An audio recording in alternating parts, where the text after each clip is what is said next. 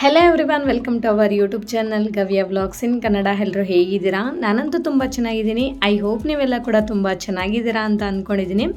ಇದು ಬಂದು Sunday vlog ಆಗಿರುತ್ತೆ. ಇವತ್ತು ನಮ್ಮ ನಾದಿನಿ ಮಗಳದು ಹಾಫ್ ಸ್ಯಾರಿ ಫಂಕ್ಷನ್ ಇದೆ. ಆ್ಯಕ್ಚುಲಿ ಪ್ರಿಪರೇಷನ್ ವಿಡಿಯೋ ಅಂತ ಹೇಳಿಬಿಟ್ಟು ಡೇ ಬಿಫೋರ್ ಪ್ರಿಪರೇಷನ್ ಎಲ್ಲ ಮಾಡ್ತಾರಲ್ಲ, ಸೊ ಅದು ಕೂಡ ಒಂದು ವಿಡಿಯೋನ ನಾನು ಆಲ್ರೆಡಿ ನಮ್ಮ ಯೂಟ್ಯೂಬ್ ಚಾನಲಲ್ಲಿ ಅಪ್ಲೋಡ್ ಮಾಡಿದ್ದೀನಿ. ಸೊ ಇನ್ನು ಯಾರೆಲ್ಲ ನೋಡಿಲ್ಲ ಅಂದರೆ ಒಂದು ಸತಿ ನೋಡಿ. ಹಳ್ಳಿ ಕಡೆ ಯಾವ ಥರ ಫಂಕ್ಷನ್ಸ್ ಮಾಡ್ತಾರೆ ಅಂತ ಹೇಳಿಬಿಟ್ಟು ತುಂಬ ಚೆನ್ನಾಗೇ ಇದೆ ಆ ವಿಡಿಯೋ ಕೂಡ. ಸೊ ಇನ್ನು ಯಾರೆಲ್ಲ ನೋಡಿಲ್ಲ ಅಂದರೆ ಖಂಡಿತ ನಮ್ಮ ಯೂಟ್ಯೂಬ್ ಚಾನಲ್ನ ಒಂದ್ಸತಿ ಚೆಕ್ ಮಾಡಿ. ಇಲ್ಲಿ ನಾವು ಬೆಳಗ್ಗೆನೇ ಒಂದು 8 ಗಂಟೆ ಆ ಟೈಮಲ್ಲಿ ಆ ಹುಡುಗಿಗೆ ಅರಿಶಿನ ಎಲ್ಲ ಹಚ್ತಾ ಇದ್ದೀನಿ. ಸೊ ಅವ್ರಿಗೆ ಸೋದರತ್ತೆ ಇಲ್ಲ. ಆ್ಯಕ್ಚುಲಿ ಈ ಪ್ರಾಸೆಸ್ ಎಲ್ಲ ಕೂಡ ಸೋದರತ್ತೆ ಮಾಡಬೇಕು. ಸೊ ಅವ್ರಿಗೆ ಸೋದರತ್ತೆ ಇಲ್ಲ ಅಂತ ಹೇಳಿಬಿಟ್ಟು ಇನ್ನು ನಾನು ಕೂಡ ಅತ್ತೆ ಆಗ್ತೀನಲ್ವಾ, ಸೊ ಹಾಗಾಗಿ ನನ್ನ ಹತ್ರ ಮಾಡಿಸ್ತಿದ್ದಾರೆ. ನನಗಂತೂ ತುಂಬಾ ಖುಷಿ ಆಯಿತು. ಆಮೇಲೆ ಇನ್ನು ಬೆಳಗ್ಗೆ ನಾವಿಲ್ಲಿ ಅರಿಶಿನ ಕುಂಕುಮ ಎಲ್ಲ ಹಚ್ತಾ ಇದ್ದೀವಿ. ಆ್ಯಕ್ಚುಲಿ ಒಂದು 5 ಜನ ಇಲ್ಲ ಅಂತಂದರೆ 9 ಜನ ಹತ್ರ ಈ ಥರ ಅರಿಶಿನ ಕುಂಕುಮ ಎಲ್ಲ ಹಚ್ಬಿಟ್ಟು ಆಮೇಲೆ ಸ್ನಾನ ಮಾಡಿಸೋದು. ಇಲ್ಲಂತೂ ಮುಖಕ್ಕೆ, ಕಾಲಿಗೆ, ಕೈಗೆ ಮದುವೆಗಳಲ್ಲೆಲ್ಲ ಹಚ್ತಾರೆ ನೋಡಿ, ಆ ಥರ ಫುಲ್ಲು ಜಾಸ್ತಿ ಹಚ್ಚೋ ಅಂತ ಹೇಳ್ತಾ ಇದ್ರು. ನಾನು ಹಂಗೆ ಹಚ್ಚಿದೆ. ಬಟ್ ಆ ಹುಡುಗಿ ಎಲ್ಲ ಹಚ್ಚಿಸ್ಕೊತಿದ್ದಾಳೆ, ಎಲ್ಲ ಮಾಡಿಸ್ಕೊತಿದ್ದಾಳಲ್ವ, ರಿಯಲಿ ಗ್ರೇಟು. ಸ್ವಲ್ಪ ಜನ ಮಕ್ಕಳು ಅದು ಬೇಡ ಇದು ಬೇಡ ಅಂತಾರಲ್ವ, ಸೊ ಅವಳಂತ ಸುಮ್ಮನೆ ಕೂತಿದ್ದಾಳೆ. ಏನು ಮಾಡ್ತಾರೆ ಅದನ್ನೆಲ್ಲ ಮಾಡಿಸ್ಕೊಂಡು ಸುಮ್ಮನೆ ಕೂತಿದ್ದಾಳೆ ಪಾಪ, ಇನ್ನೋಸೆಂಟ್ ಗರ್ಲ್. ಮತ್ತು ಈ ಥರ ಆರತಿ ಎಲ್ಲ ಮಾಡಬೇಕು. ಇನ್ನು ಅಕ್ಷಂತ ಕಾಳೆಲ್ಲ ಕೂಡ ಹುಡುಗಿಗೆ ಹಾಕಿಬಿಟ್ಟು ಆಮೇಲೆ ಆರತಿ ಮಾಡಿದ್ರೆ ಇನ್ನು ಮುಗೀತು. ಇದೇ ಥರನೇ ಇನ್ನು 5 ಜನ ಇಲ್ಲ 9 ಜನ ಹತ್ರ ಮಾಡಿಸ್ತಾರೆ. ಇನ್ನು ಮತ್ತು ಇವ್ರು ಕೂಡ ಅವ್ರ ಅತ್ತೆನೇ, ಇನ್ನೊಬ್ಬ ಅತ್ತೆ. ನೆಕ್ಸ್ಟು ನಮ್ಮ ಅತ್ತೆ ಮಾಡ್ತಿದ್ದಾರೆ. ಇನ್ನು ನಮ್ಮ ಅತ್ತೆ ಮಾಡಿದ್ಮೇಲೆ ಇನ್ನೊಂದು ಅತ್ತೆ, ಇದೇ ಥರನೇ 9 ಜನ ಮಾಡಿಸಿದ್ರು.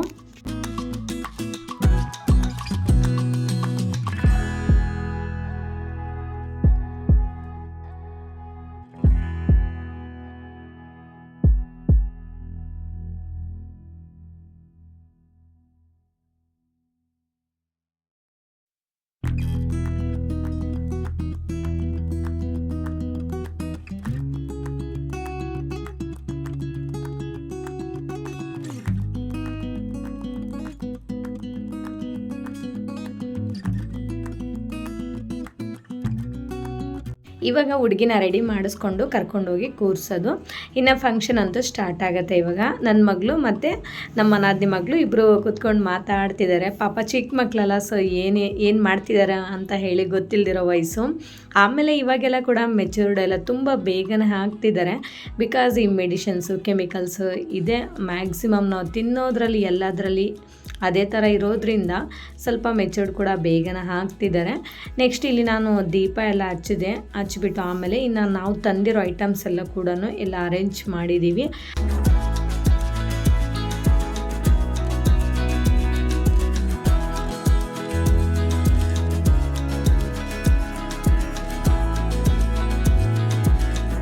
ಆಮೇಲೆ ಹುಡುಗಿಗೆ ಫಸ್ಟು ಅರಿಶಿನ ಕುಂಕುಮ ಎಲ್ಲ ಇಟ್ಟು ನೆಕ್ಸ್ಟು ಹೂವಿನ ಹಾರ ಎಲ್ಲ ಹಾಕಬೇಕಲ್ಲ, ಸೊ ಅದೆಲ್ಲ ಕೂಡ ಸೋದರ ಮಾವ ಮಾಡಬೇಕಿತ್ತು.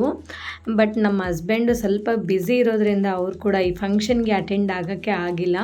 ನನಗೂ ಕೂಡ ಫುಲ್ ಬೇಜಾರಾಯಿತು. ಆಮೇಲೆ ಅವ್ರಿಗೂ ಕೂಡ ಬೇಜಾರಾಯಿತು. ಹುಡುಗಿಗೆ ಇನ್ನು ಮಾಮ ಬಂದಿಲ್ಲ ಅನ್ನೋ ಫೀಲ್ ಅಂತೂ ಇದೆ. ಬಟ್ ಏನು ಮಾಡೋದು, ಕೆಲವೊಂದು ಟೈಮಲ್ಲಿ ಹಂಗೆ ಇರುತ್ತೆ. ಆಮೇಲೆ ಈ ಬಿಸ್ನೆಸ್ ಅಂತ ಸ್ಟಾರ್ಟ್ ಮಾಡಿದ್ಮೇಲೆ ಬಿಸ್ನೆಸ್ ಮಾಡ್ಕೊಂಡಿರೋರಿಗೆ ಯಾವ ಫಂಕ್ಷನ್ಸು ಯಾವುದಕ್ಕೂ ಅಟೆಂಡ್ ಮಾಡೋಕ್ಕೆ ಆಗೋದಿಲ್ಲ. ಸೊ ನಮ್ಮ ಹಸ್ಬೆಂಡು ಕೂಡ ಅದೇ ಪರಿಸ್ಥಿತಿನೇ. ಸೊ ನಾನಂತೂ ಎಲ್ಲೋದ್ರೂ ಕೂಡ ಒಂಥರ ಬೇಜಾರಾಗ್ತಾನೆ ಇರುತ್ತೆ. ಸೊ ಎಲ್ಲೋದ್ರೂ ಕೂಡ ನಾನು ಒಬ್ಬಳೇ ಹೋಗ್ಬೇಕಲ್ಲ ಅನ್ನೋ ಫೀಲ್ ಆಗ್ತಾ ಇರುತ್ತೆ. ಬಟ್ ಏನೂ ಮಾಡೋಕ್ಕಾಗಲ್ಲ. ಸಮ್ಟೈಮ್ಸು ಅಟೆಂಡ್ ಆಗ್ತಾರೆ, ಸೊ ಸಮ್ಟೈಮ್ಸ್ ಅಂತೂ ಆಗೋದೇ ಇಲ್ಲ.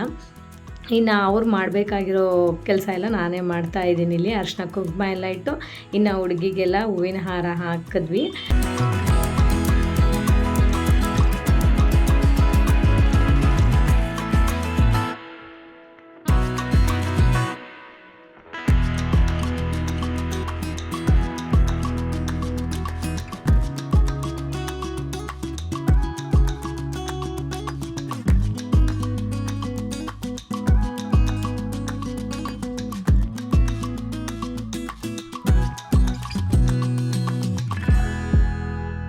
ಈ ಥರ ಹಾಫ್ ಸ್ಯಾರಿ ಫಂಕ್ಷನ್ ಮಾಡಿದಾಗ ಸೊ ತವ್ರ ಮನೆಯವ್ರೇ ಎಲ್ಲ ಐಟಮ್ಸ್ನೂ ತಗೊಂಡು ಹೋಗ್ಬೇಕಂತೆ ಅಲ್ಲಿ.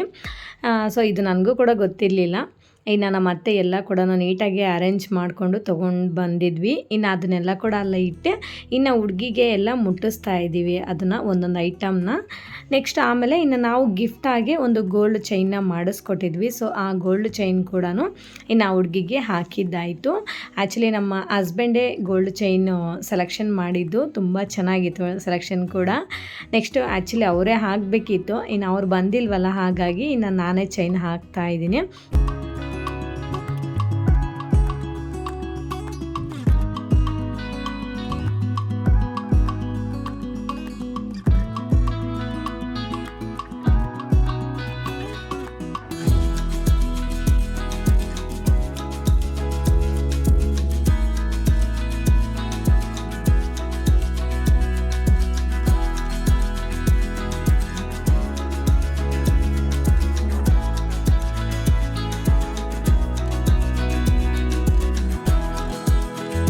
ಇನ್ನು ಎಲ್ಲ ಕೊಟ್ಟಾದ್ಮೇಲೆ ಇನ್ನು ಫೈನಲಿ ಒಂದು ಆರತಿ ಮಾಡಿದ್ರೆ ಇನ್ನು ಮುಗೀತು. ಇನ್ನು ಬೇರೆಯವರೆಲ್ಲ ಅವ್ರು ಕೂಡ ಬಂದು ಮಾಡ್ತಾರೆ. ನೋಡಿ ಹಳ್ಳಿ ಕಡೆ ಯಾವ ಥರ ಮಾಡ್ತಾರೆ ಅಂತ ಹೇಳಿ, ತುಂಬ ಚೆನ್ನಾಗಿರುತ್ತೆ. ಮನೆ ಹತ್ರ ಎಲ್ಲ ಮಾಡಿದ್ರೆ ಹಾಗೆ ಕೆಲಸ ಕೂಡ ತುಂಬಾ ಚೆನ್ನಾಗಿರುತ್ತೆ. ಸ್ವಲ್ಪ ಜನ ಫಂಕ್ಷನ್ ಹಾಲಲ್ಲೆಲ್ಲ ಮಾಡ್ತಿರ್ತಾರೆ, ಅವರವರು ಕನ್ವೀನಿಯೆಂಟ್ ಅಷ್ಟೇ. ಸೊ ಹಳ್ಳಿ ಕಡೆ ಮ್ಯಾಕ್ಸಿಮಮ್ ಮನೆ ಮುಂದೆ ಮಾಡೋಕ್ಕೆ ಪ್ರಿಫರ್ ಮಾಡ್ತಾರೆ. ಬಟ್ ಇವಾಗೆಲ್ಲ ಮದುವೆಗಳು ಯಾರೂ ಮಾಡೋದಿಲ್ಲ. ಈ ಥರ ಸ್ಮಾಲ್ ಫಂಕ್ಷನ್ಸ್ ಎಲ್ಲ ಮನೆ ಮುಂದೆ ಮಾಡಿದ್ರೆ ತುಂಬಾ ಚೆನ್ನಾಗಿರುತ್ತೆ. ಹಾಗೆ ಹಳ್ಳಿ ಅಂದಮೇಲೆ ಇನ್ನು ತುಂಬ ಜನ ಕೂಡ ಗ್ಯಾದರ್ ಆಗ್ತಾರೆ.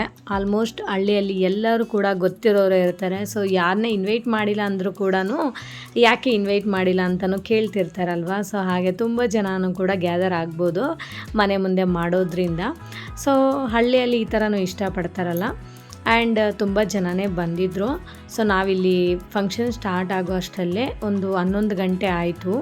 ಇನ್ನು ಮನೆಯಲ್ಲಿರೋರು ಎಲ್ಲ ಫಸ್ಟು ಅರಿಶಿನ ಕುಂಕುಮ ಇಡೋದು ಅದನ್ನೆಲ್ಲ ಪ್ರಾಸೆಸ್ ಎಲ್ಲ ಮುಗಿದ್ಮೇಲೆ ಇನ್ನು ಬೇರೆಯವರೆಲ್ಲ ಕೂಡ ಮಾಡ್ತಿದ್ದಾರೆ. ನಮ್ಮ ಮಕ್ಕಳು ನೋಡಿ ಇಲ್ಲೇ ಕೂತಿದ್ದಾರೆ ಪಕ್ಕದಲ್ಲೇ. ಏನು ಮಾಡ್ತಿದ್ದಾರೆ ಅಕ್ಕಗೆ, ಏನು ಮಾಡ್ತಿದ್ದಾರೆ ಅಂತ ಕ್ವಶನ್ ಮೇಲೆ ಕ್ವಶನ್ ಕೇಳ್ತಾ ಇದ್ದಾರೆ. ಬಟ್ ಏನು ಹೇಳಬೇಕು ಗೊತ್ತೇ ಆಗೋದಿಲ್ವಲ್ಲ ಈ ಥರ ಕೇಳಿದಾಗೆಲ್ಲ. ಸೊ ನಾವು ಹೇಳಿದ್ರೂ ಕೂಡ ಅವ್ರಿಗೆ ಅರ್ಥ ಆಗೋದಿಲ್ಲ. ಸೊ ಹಂಗೆ ಸುಮ್ಮನೆ ಫಂಕ್ಷನ್ ಮಾಡ್ತಾ ಇದ್ದೀವಿ ಅಕ್ಕಗೆ ಅಂತ ಹೇಳಿದ್ದಾಯಿತು.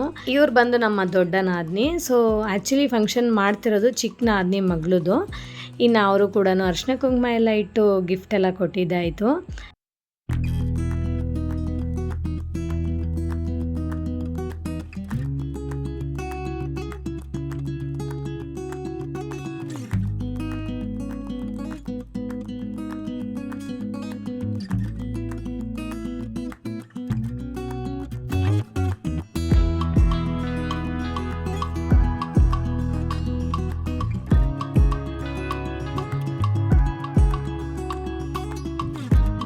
ಇವರಿಬ್ಬರು ನಮ್ಮ ಅತ್ತೆಯವರು. ಆಮೇಲೆ ನಮ್ಮ ಅತ್ತೆ ನೋಡಿ ಮೊಮ್ಮಗಳಿಗೆ ಮುತ್ತು ಕೊಡ್ತಿದ್ದಾಳೆ. ನೆಕ್ಸ್ಟ್ ಇವರೆಲ್ಲ ಕೂಡ ಸಿಸ್ಟರ್ಸು, ಅವ್ರ ಕಡೆ ಹುಡುಗಿ ಕಡೆಯವರು. ಆಮೇಲೆ ಇವರೆಲ್ಲ ಬ್ರದರ್ಸು. ಆಮೇಲೆ ಆ ಹುಡುಗಿ ಓನ್ ಬ್ರದರ್ ಇವನು.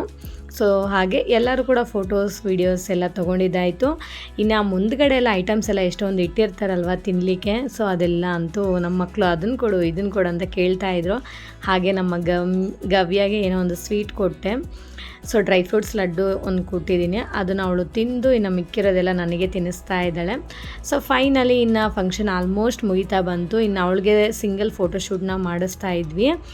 ತುಂಬ ಚೆನ್ನಾಗಿ ಕಾಣ್ತಿದ್ದಾಳೆ ಕ್ಯೂಟಾಗಿ. ಹಾಫ್ ಸ್ಯಾರಿ ಫಂಕ್ಷನ್ ಅಂದ್ರೇ ಹುಡುಗಿಗೆ ಮೊದಲನೇ ಫಂಕ್ಷನು. ಈ ಫಂಕ್ಷನ್ನ ತುಂಬ ಜನ ಮಾಡೋದು ಬಿಟ್ಬಿಟ್ಟಿದ್ದಾರೆ, ರೇರಾಗೆ ಮಾಡ್ತಿದ್ದಾರೆ. ಇನ್ನು ಎಲ್ಲೋ ಒಂದೊಂದು ಕಡೆ ಈ ಫಂಕ್ಷನ್ನ ಮಾಡ್ತಿರೋದು. ಹಾಗೆ ಸೊ ಇವ್ರಿಗೂ ಕೂಡ ತುಂಬಾ ಇಂಟ್ರೆಸ್ಟ್ ಇತ್ತು, ಮಾಡಬೇಕು ಅನ್ನೋ ಆಸೆ ಇತ್ತು. ಸೊ ಹಾಗಾಗಿ ಇವರು ಕೂಡ ಮಾಡ್ತಿದ್ದಾರೆ. ಈಗ ನಾವು ಒಂದು ಫ್ಯಾಮಿಲಿ ಫೋಟೋನ ತೆಗೆಸ್ಕೊತಾ ಇದ್ದೀವಿ. ಇದರಲ್ಲಿ ನಮ್ಮ ಹಸ್ಬೆಂಡ್ ಮಾತ್ರ ಮಿಸ್ಸಿಂಗು. ಇನ್ನು ನಾವು 3 ಜನ ಹುಡುಗಿ ಜೊತೆ ಫೋಟೋನ ತೆಗೆಸ್ಕೊಂಡಿದ್ದಾಯಿತು. ಆಮೇಲೆ ಇವ್ರು 3 ಜನಕ್ಕೂ ಒಂದು ಫೋಟೋ ತೆಗ್ಸೋಣ ಅಂತ ಹೇಳಿ ಕೋರಿಸ್ತಾ ಇದ್ದೀನಿ ನಮ್ಮ ಮಕ್ಕಳಿಗೆ.